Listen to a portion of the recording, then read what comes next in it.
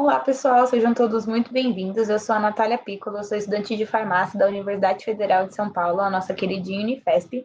E hoje eu vim falar um pouquinho sobre infecção sexualmente transmissível, um projeto da SCUD. O assunto desse vídeo é a clamídia. Primeiro, a gente gostaria de agradecer todo mundo que respondeu ao questionário. A gente sabe que ele estava um pouco extenso, mas ele foi essencial para a montagem do nosso conteúdo. Para começar, então, a clamídia, ela é uma infecção sexualmente transmissível, uma IST, e ela é causada pela bactéria Chlamydia trachomatis.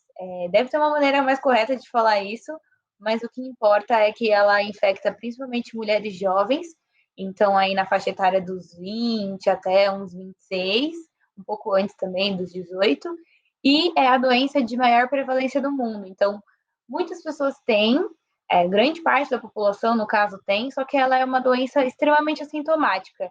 Então, é o que deixa, às vezes, ela um pouco mais perigosa.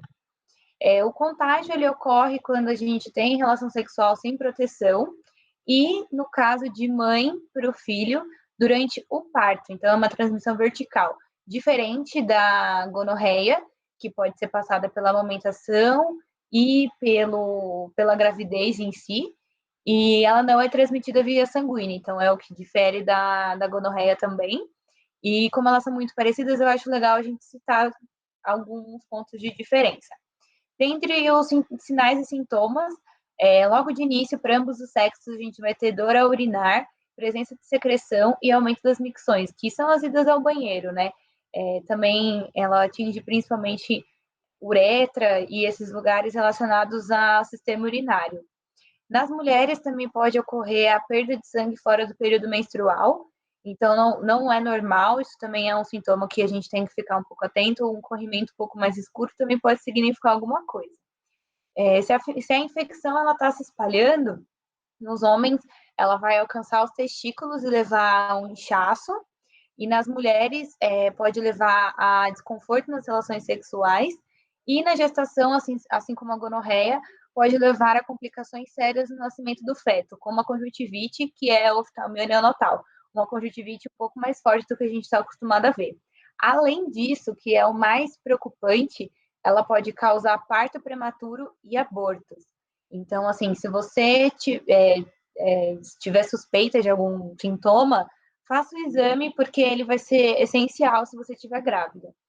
E quando a infecção ficar mais séria, ou seja, se expande, sobe para o útero, e no caso dos homens chega nos testículos, se ela ficar lá por muito tempo, ela pode levar à infertilidade, por obstrução de vias. Então, pode obstruir o canal onde o espermatozoide sai e obstruir as trombas, que é onde o óvulo vai passar para ser fecundado.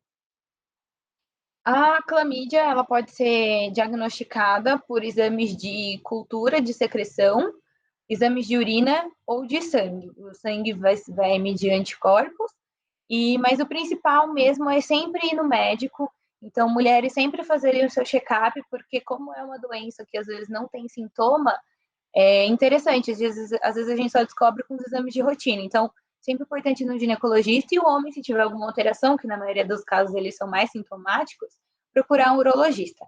O tratamento é o de sempre, afinal a gente trata a bactéria com antibiótico, então antibiótico, e o parceiro deve ser tratado para evitar casos de reinfecção. E a prevenção, como sempre, para tudo, é o uso de preservativos nas relações.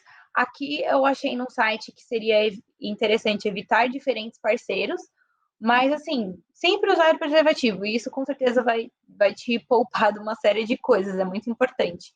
E sempre conversar com seu parceiro. Sentiu algum incômodo, sentiu algum probleminha, alguma secreção diferente? Conversa, tenha esse diálogo aberto, ele é extremamente importante.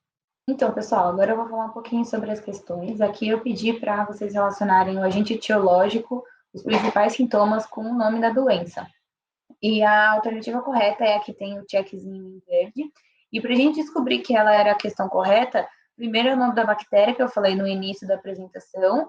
Em segundo, a garganta, as dores de garganta, porque se você faz sexo oral sem preservativo, ou até mesmo coça a região e põe a mão na boca ou nos olhos, você infecta esses lugares também. Então, lembrem sempre de lavar a mão depois de ir ao banheiro. E em terceiro, é porque durante a gravidez a mãe pode passar para o feto a oftalmia neonatal, como eu comentei anteriormente também. Só que na clamídia, que é uma doença super parecida com a gonorreia, e na maioria das vezes elas estão juntas em um processo inflamatório, infeccioso, a, a gonorreia causa somente a oftalmia e a clamídia causa a oftalmia e chances de pneumonia. Então, elas se diferem nessa parte, assim como a gonorreia também pode ser passada a partir do aleitamento e a gravidez num todo. E na clamídia, a gente vai falar um pouquinho depois, é só na hora do parto. É interessante também falar que quando, infelizmente, essa infecção vai para a corrente sanguínea, ela pode atacar articulações, principalmente do joelho, mas isso é um caso muito extremo e não costuma acontecer. Espero que vocês tenham gostado, espero que vocês assistam os próximos vídeos e obrigado quem assistiu até aqui. Tchau, tchau!